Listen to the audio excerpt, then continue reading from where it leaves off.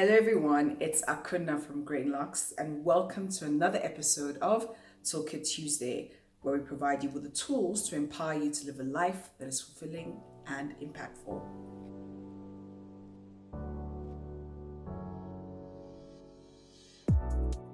So, a bit of story time. My entrepreneurial journey has been interesting to say the least. It's felt like I've been playing emotional gymnastics. Sometimes I land with an almost perfect score, and other times I haven't even made liftoff. It has come with unexpected joys and miracles, as well as never saw that coming challenges and disappointments. And on this journey, I have made many mistakes. Financial mistakes, trusting the wrong people, not being disciplined in certain areas, taking things for granted. You get the idea. The list is endless. And mind you, all of these things I learned and I'm still learning in this process. Now, one of the things that has been very challenging for me has been my willingness to forgive myself and offering grace to myself, particularly for the mistakes I made and for the things that I didn't know and felt in my head I should have known better. And so practicing the next tool has been quite challenging.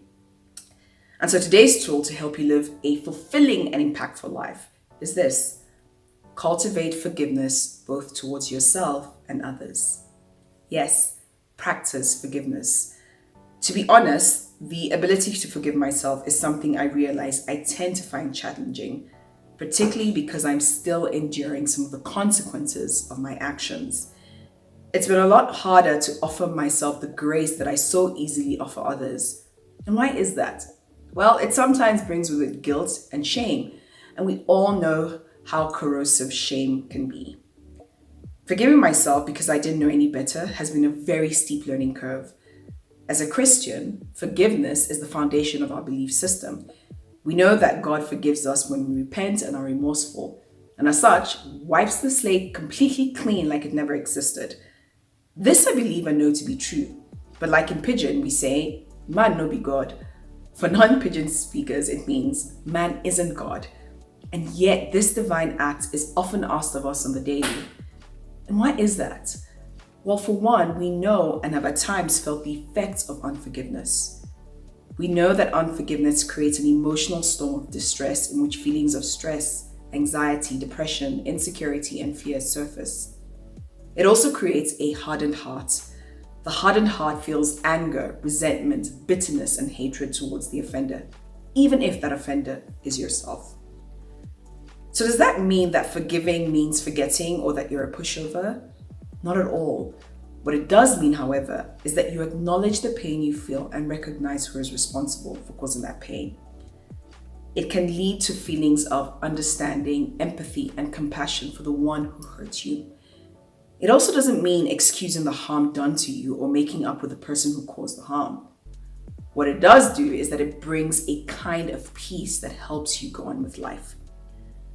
Scientific research shows that forgiveness can lead to healthier relationships, improved mental health, less anxiety, lower blood pressure, fewer symptoms of depression, stronger immune systems, improved heart health, and improved self-esteem. So you see, the benefits are far-reaching. Well, now that we know the benefits, how can we practically begin to cultivate this habit? Well, there are 3 practical tools I offer my clients who are struggling with forgiveness and letting go. The first is that I offer the book of Forgiving by Desmond Tutu and Umpo Tutu. This book was part of my set work in my coaching studies. It is a wonderful book, and more importantly, it contains practical steps and tools for your journey, and that's why I absolutely love it. It's a fantastic book. The second tool, which I actually got from that book, I call Carrying the Hurt practice. The purpose of this exercise is to notice what it feels like to carry hurt, and then to notice what is holding you back from forgiving and letting go. So what you need to do is find a stone that appeals to you. It shouldn't be a pebble, nor should it be a boulder. It should be small enough for you to carry in the palm of your hand and large enough that you won't lose it. Note in your journal where you found that stone and what about that stone you find appealing. For the space of one day, approximately 4 to 6 hours, hold that stone in your non-dominant hand. For me, that's my left hand. Try not to set the stone down for any reason during the period. Carry that stone with you as you go along your day. Yes, even to the bathroom, while you work on your laptop, or while you're making your food. At the end of the 4 to 6 hours, proceed to reflect on the following. What did you notice about carrying that stone? When did you notice it the most? Did it hinder any of your activities? In what ways was carrying that stone like carrying an unforgiven hurt? Make a list, including yourself if necessary, of the things you need to let go of or forgive. Now that's the first part of the exercise. The second part requires you to do the following. Take your stone, set it on a sheet of paper in your journal, and trace around it. Make 5 tracings of your stone. In each tracing, write one thing that forgiveness is not. Example, weakness, injustice, forgetting, easy. For each of these myths about forgiveness, call to mind an instance where the myth is holding you back from granting forgiveness. It is such a powerful exercise and opens up a lot of insight, so I encourage you to try it out. The final tool is to write a letter to the person who you want to forgive, whether it's to yourself or someone else. Here you're naming the hurt and expressing how it made you feel.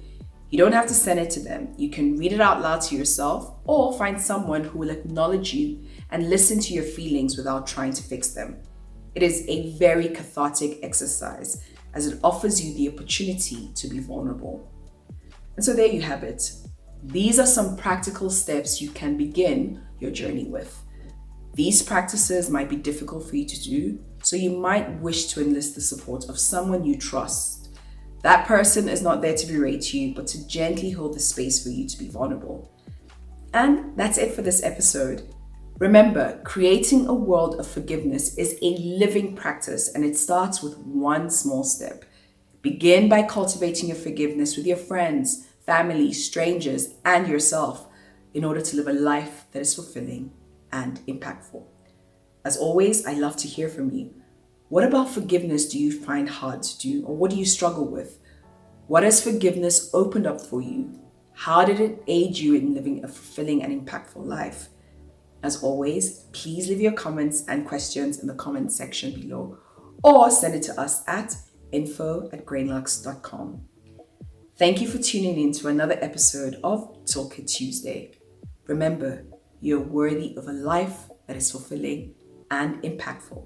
And so, be who you are and be that well. Until next time, take care.